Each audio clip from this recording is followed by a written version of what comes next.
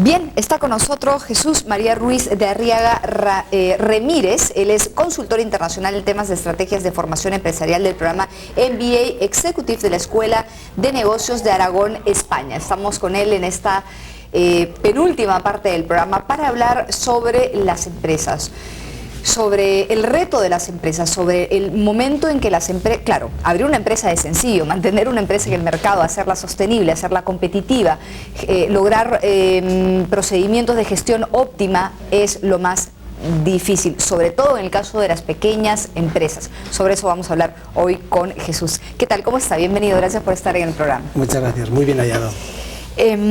Cuéntenos un poquito sobre el trabajo que ha estado haciendo porque usted está aquí dictando, ¿verdad? Tengo entendido, impartiendo el módulo Estrategia Empresarial en el MBA, por ejemplo, que organiza conjuntamente CEPEBAN del Perú con Columbus IBS de España. ¿Cómo es que este tema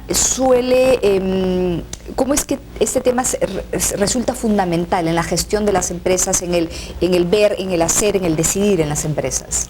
Bueno, pues quizá podría responder con una frase que dijeron hace más de 1000 años los chinos, que si alguien tiene una buena estrategia, cree que no tiene nada, pero lo tiene todo. Si alguien no tiene una buena estrategia, aunque crea que lo tiene todo, no tiene nada.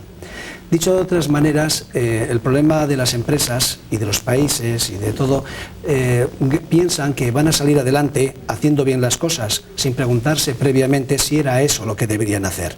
Yo enseño mediante talleres, mediante discusión de casos, les hago a los alumnos reflexionar, discutir, para que se den cuenta que la mayor parte de las empresas que no consiguen sus objetivos no es porque no trabajen mucho o porque no trabajen bien, sino porque trabajan en el camino y en la dirección equivocada. Entonces, eso es muy importante. O sea, yo intento que mis alumnos en una semana mejoren sus capacidades de ver más allá, de preparar. Cero teoría, entonces, o casi nada de teoría. La teoría les obligo a leerlo en casa, claro, al igual que los casos. Es decir, lo que determina el éxito de una persona, de un directivo, cuando está trabajando en una empresa, no es que sepa mucho, ni siquiera que lo sepa hacer, sino que sea y se comporte de una manera, o sea, es decir, que esas aptitudes.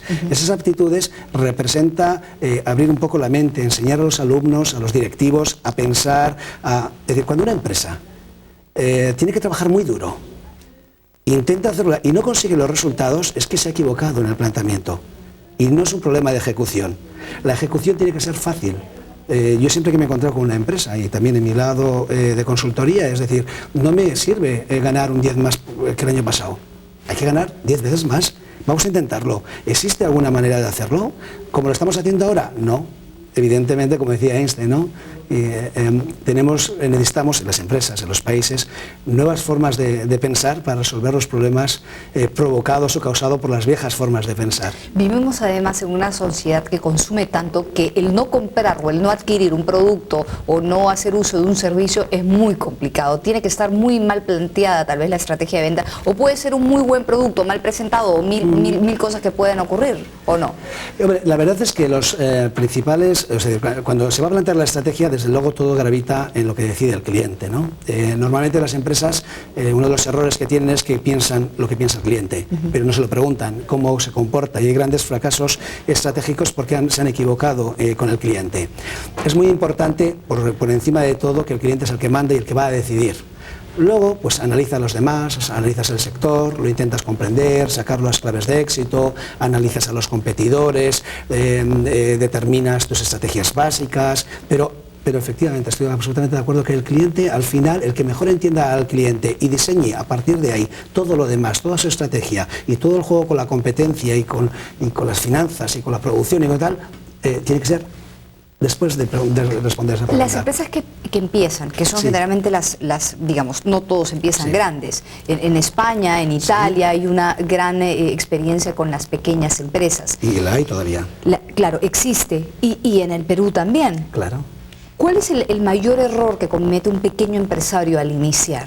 Yo diría que cometen dos. Las grandes empresas a veces no cometen los errores porque son conscientes de que tienen que pensar estas cosas que voy a comunicar. La principal empresa es que la pequeña empresa a veces piensa solamente en los problemas urgentes, pero no en los importantes. obviamente hacer un negocio es complicado por una gran empresa como por una pequeña. Claro, se van apagando incendios chiquititos. Chiquititos, pero no piensan, no se cuestionan, simplemente intentan hacerlo mejor. El segundo problema, y es por eso una de mis especialidades, es el problema financiero. Crecer hay que financiar y hay que organizarlo, y además tiene que haber un sistema financiero que apoye y que crea en ti y que te financie en base a los proyectos. Es muy importante porque en Europa, no aquí, en Europa, de las empresas que no superan los primeros años de vida ya no son por problemas de proyecto, sino por problemas de viabilidad financiera. Ajá. Entonces, ocurre mucho en América Latina. Yo conversaba la otra vez con una persona dedicada a los fondos de inversión y ellos decían, nosotros tenemos que hacernos más propaganda, tenemos que contarle a los pequeños, a los medianos que estamos aquí para ayudarlos, para hacernos socios de ellos, porque generalmente las empresas, como usted dice, muchas de ellas terminan saliendo del mercado no porque no tuvieran una buena idea o no actuaran bien, sino porque les fue tan bien que les pidieron tanto y los descapitalizaron, ¿no? Sí, sí. Hubo un descalce ahí. Efectivamente, yo por ejemplo aquí con los alumnos aquí en Eurogroup, que es donde los de CEPEBAN, ¿no?, que es los que hemos llegado al acuerdo, les enseñamos un poco a comunicar, incluso íbamos a darles unos seminarios que nos dio tiempo a enseñarles a las personas a cómo plantear la viabilidad del proyecto y que te entienda el banco y que te entiendan los fondos de inversión. ¿Cómo se hace eso? Pues es muy algo fácil. Tan complicado. No es muy complicado. Es fácil.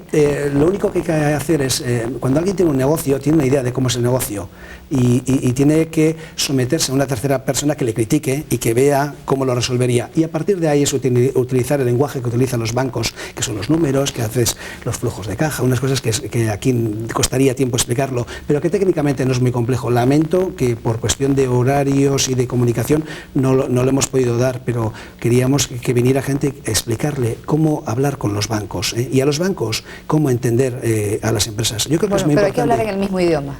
Hay que hablar en el mismo idioma, y hay que hacer ese esfuerzo. Yo creo que realmente, aunque nos creamos lo contrario, existe mucho capital buscando rentabilidad. Existe muchísimo capital buscando rentabilidad. Pónganos un ejemplo como el que le pone a sus alumnos y cuéntenos cómo resolverlo.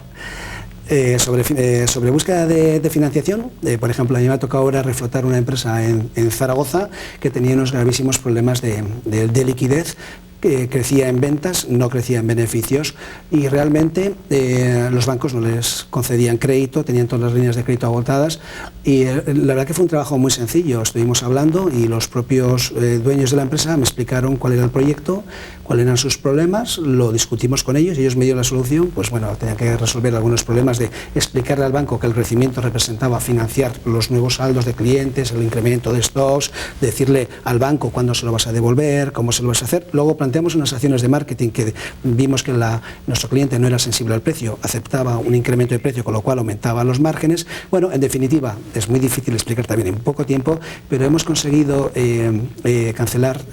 recuperar todas las deudas, tenemos todas las cuentas de crédito, hemos mejorado muchísimo la disponibilidad. Ahora no tenemos un exceso de liquidez momentáneo, pero que nos va a venir muy bien porque de un año a casi cerrar ya vamos a exportar para el año que viene el 50% entre Francia, Italia e Inglaterra, y todo puro sentido común, y los bancos están llamando a la puerta, pero eso nos está viniendo muy bien. No hicieron nada más que explicarle bien a la persona que los iba a ayudar y a la empresa que volviera a reflexionar mejor lo que estaba haciendo y que corrigiera algunas pequeñas cosas. Pero no hubo una mayor inversión, no se cambió gente, simplemente se reflexionó sobre lo que se estaba haciendo. Igual, ahora tenemos un problema de exceso de producción, teníamos solamente dos turnos, hemos establecido el turno de noche, hemos creado gente para esto, vamos a hacer una nueva planta industrial en otra población más grande porque tenemos problemas de capacidad, hemos resuelto graves problemas de producción vía subcontratación a otras empresas.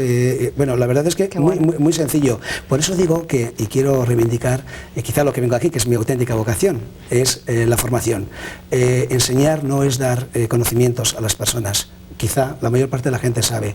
Enseñar significa gestionar el talento de esas personas y hacerlo salir mediante técnicas absolutamente diferentes.